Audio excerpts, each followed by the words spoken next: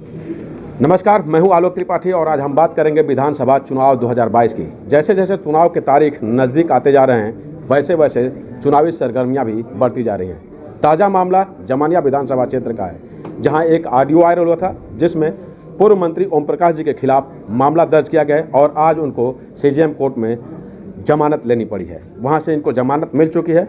उसके बाद इनसे हम खास सी बातचीत करेंगे कि क्या था मामला और किन मुद्दों पे जो है इनको जमानत लेनी पड़ी। सर, हमारे चैनल में आपका स्वागत है। सबसे बड़ी बात यह है कि जमानिया विधानसभा क्षेत्र में आपके खिलाफ मामला दर्ज हुआ था, जो आज आपको जमानत लेनी पड़ी सीजेएम कोर्ट से। क्या था पूरा मामला और क्या रहा मुद्दा सर? वो मामला ये था कि माइनॉरिटी के गांव है, वहाँ 2 घरी लोग हैं और जो भाजपा का एजेंडा है हिंदू मियाँ हिंदू मियाँ हिंदू मियाँ, वहाँ मुसलमान लड़कों को बारे में अपशब्द बोलना, मुस्लिम बच्चों को तंग करना, मुसलमानों से ये कहना कि तुम मुसलमान हो तुमको सुधार देंगे, बड़े बड़े माफियाओं को सुधार दिए। तो इस सब चैनलों से ये सब काम करने की वजह से हमें मेरे पास आए तो मैंने कहा कि मेरा पारिवारिक संबंध है, मैं उस लड़के को समझाता हूँ, डांटता हूँ और कहूँगा कि बेटा ऐसा काम नहीं करना चाहिए, तुम वोट मांगो, अपना काम करो। फर्जी आईडी लगा के रोज़ मुसलमानों को गाली देते हो, उससे कोई फ़ायदा नहीं है। तुमको कोई अच्छा काम करना चाहिए जिस अच्छे काम से तुम भविष्य में नेता बन सको। मैंने उसे समझाने का प्रयास किया, मैंने उसे ना कहीं गाली दिया, ना धमकाया और ना उसे मेरे धमकाने का पर्पज़ था। धमकाने का पर्पज़ होता तो मैं क्यों फ़ोन करता, आप बताइए?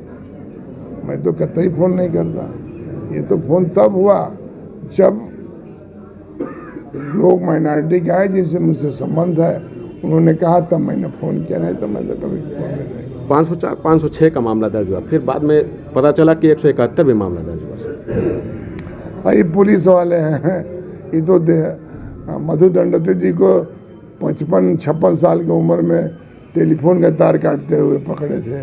जयप्रकाश जी इसको राष्ट्रद्रोह में पकड़े थे। चंद्रशेखर जी को राष्ट्रद्रोह में पकड़े थे। मधुलमे जी जेल थे, जनेश्वर मिश्रा जेल थे, कर्पूरी ठाकुर जेल में थे।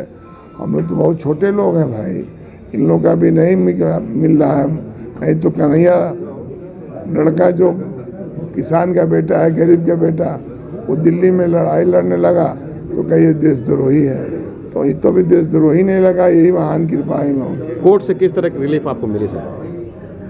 कोर्ट से रिलीफ क्या मतलब, कोर्ट में कुछ था ही नहीं, हमने कोई गंदा काम किया ही नहीं था। तो न्यायपालिका पर हमें भरोसा है कि न्यायपालिका कहीं ना कहीं न्याय करती है।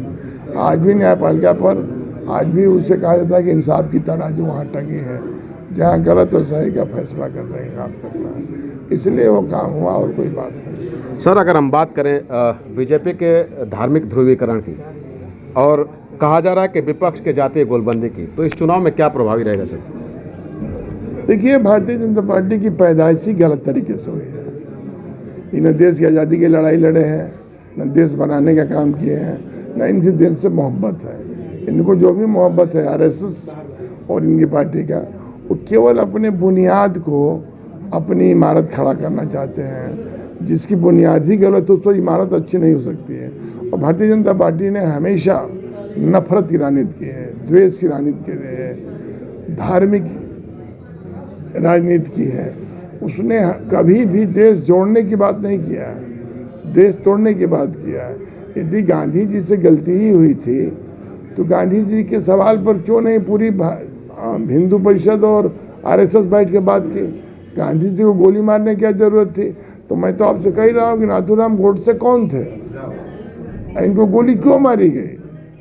मैं आपसे पूछना चाहता हूँ कि यदि इनकी बुनियाद सही होती तो महात्मा गांधी बाबाए कौन थे इस देश के लिए? जिस आदमी ने लंगोटी पहन लिया, जो बैरिस्टरी पढ़ने गया था और इस मुल्क के लिए लोगों को जगाया, जो लाल पगड़ी दे के भागते थे, उनको अंग्रेजी की हुकूमत जिसका दुनिया में अस्त्र नहीं होता था उसके खिलाफ खड़ा कर दिया।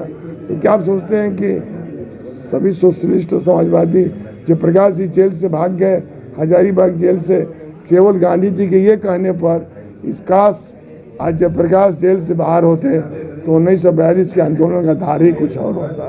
तो इतनी एक जवान पर मरने वाले लोगों के बारे में सर, बीजेपी का जो है राम मंदिर निर्माण क्या इस चुनाव में प्रभावी रहेगा?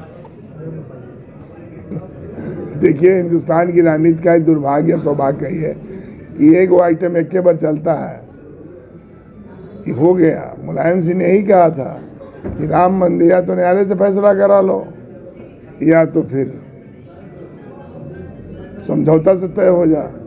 अब हो गया तो राम मंदिर बनाते क्या नहीं? ये रामे मंदिर बनाने के लिए आए हैं कि देश बनाने के लिए आए हैं? इन लोगों से देश वोश नहीं बनेगा। गंगा साफ हो गई, अच्छा दिन आ गया, 2 करोड़ लोगों को नौकरी मिल गया, अर्थव्यवस्था ठीक हो गया, कड़ुआ तेल 200 के पार चला गया, पेट्रोल डीजल 100 के पार चला गया, महंगाई इस कदर बढ़ी कि मसाला नहीं मिल रहा है, चावल दाल सब कुछ महंगा, थाली से दाल गायब हो गया, सब्जी महंगी हो गई, अंडा मिल नहीं रहा है। तो अब कहाँ से क्या हो गया? अंडा का दाम 7 रुपया हो गया जो किसी ज़माने में 4 रुपया थे। तो कहाँ से ये काम कर रहा है? एक सवाल और बनता है सर कि वैश्विक महामारी कोरोना विश्व ही नहीं, देश नहीं, गाजीपुर भी काफ़ी प्रभावित रहा। सरकार ने दावा कर रही है कि लगातार मैं काम किया हूँ, तमाम तरह की व्यवस्थाएं, तो क्या लगता है इसमें सरकार फेल रही है? अगर फेल रही है तो कहाँ से फेल रही है सर? यार इनके पास डॉक्टरें नहीं हैं। ये बूस्टर डोज कितना दिलवाए हैं? बूस्टर डोज में ये मानक है इनका कि पहले सरकारी कर्मचारी को दिलवाइए, जो वोट में जा रहे हैं उनको दिलवाइए। इनके पास अच्छा ही कहते हैं कि हम सबको वैक्सीन लगवा दिए, 18 वर्ष से नीचे का वैक्सीन अभी अब आया है। तो ये तो झूठ बोलने का खूबसूरत मशीन है साहब। ये तो इतना झूठ अच्छा बोलते हैं। मैं इनके बारे में कहता हूँ कि गांव में तो शादी कोई काट सकता है, ये गौना काटने वाले लोग हैं। अगर हम बात करें छुट्टा पशुओं की, काफ़ी मुद्दा बना हुआ है, तो क्या लगता है सर छुट्टा पशुओं के लिए कौन दोषी होगा? इनके सरकार में जितना गाय खाने के लिए मरी है, खाने के बिना, पशु जितना खाने के बिना मरे हैं, उतना कभी किसी की हुकूमत में गाय नहीं मरी है जितना इनके हुकूमत में अन्न नहीं मिला, अनाज नहीं मिला, खाना नहीं मिला और इतने लोग मर गए। बीजेपी का एक आखिरी दाव कह लें, या बीजेपी का जो इस समय चल रहा है अनाज, मुफ्त अनाज, एलपीजी मुफ्त, आवास मुफ्त, क्या लगता है इस चुनाव में प्रभावित रहेगा सर? ऐसा है मित्र, ये कोई पहली बार नहीं बट रहा है। चेचक कभी होता था, सब मुफ्त हुआ। हमेशा इसमें पल्स पोलियो पिलाया गया तो क्या मुफ्त नहीं था? इससे पहले क्या सरकार ने अनाज नहीं मुफ्त बटा? ये इनकी योजना है जो मुफ्त देने वाली है। अब मार्च के बाद फिर के आएगा, इन लोग के दादाजी आएंगे, ये बाबा जी आएंगे बांटने वाले। ये चुनावी स्टैंड है, जनता इनको समझ गई है।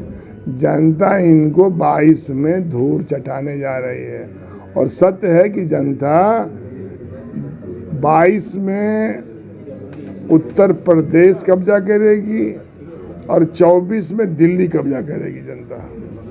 सर आपके जो जमानिया क्षेत्र के विधायक हैं वो ये दावा करते हैं कि मेरा 3 साल का काम और आपका 30 साल का काम भारी पड़ेगा, कहीं भी डिबेट खुला में कर लें। देखिए उनसे डिबेट तो मन्नू सिंह अच्छा करेंगे, और वो पढ़ी लिखी कितनी है, उनको ज्ञान ही नहीं है कि 30 साल में उनका 5 साल हमारे में जोड़ा जाएगा। सिंहासन सिंह वाला 5 साल हमारे में जोड़ा जाएगा। 2 बार राष्ट्रपति शासन रहा और हम ही पे जोड़ा जाएगा। पशुपत राय जी का हम ही में जोड़ा जाएगा। उनको इतना ज्ञान होता, पढ़ी लिखी तो है नहीं। 5-6 बजे के बाद पतिदेव चले जाते हैं राष्ट्रीय कार्यक्रम में, आई चले जाती हैं देश बनाने में। तो विकास तो हुआ है, हम भी कह रहे हैं, लेकिन देवी जी का विकास हुआ है, इलाके का विकास नहीं।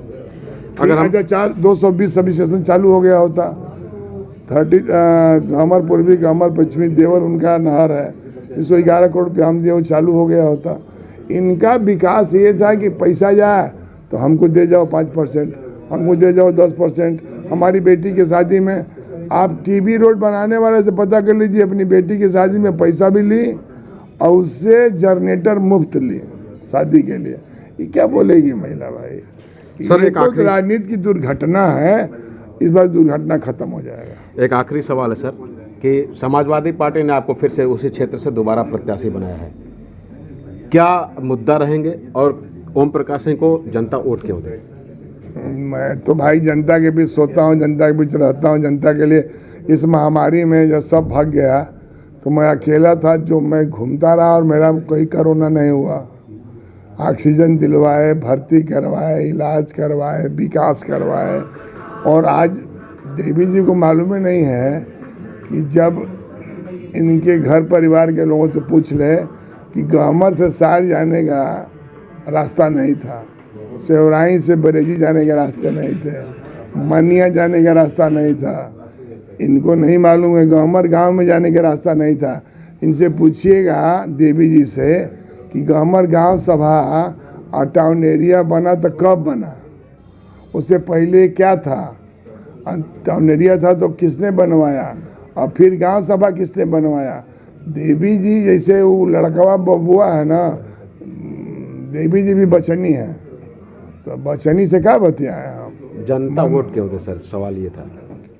वोट किसको दो, मैंने तो आपको बताया कि मैंने 220 बनवाया, मैंने गहमरपुर भी पश्चिम में 16 कैनाल चलवाया, मैं जमनिया की नहर की क्षमता मुलायम सिंह जी से उस समय 17 करोड़, अखिलेश से 36 करोड़ रुपया दिलवा के उसका मोटर पंप चेंज करा, उसकी लाइनिंग करवाए।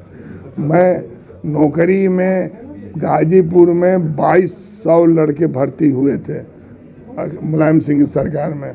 हम लोगों ने डिग्री कॉलेज बनवाया, हम लोगों ने राजकीय कॉलेज बनवाया, हमने सिंचाई की व्यवस्था किया, नहर का पानी मुफ्त कराया, हम लोग ट्यूबवेल का पानी मुफ्त कराया।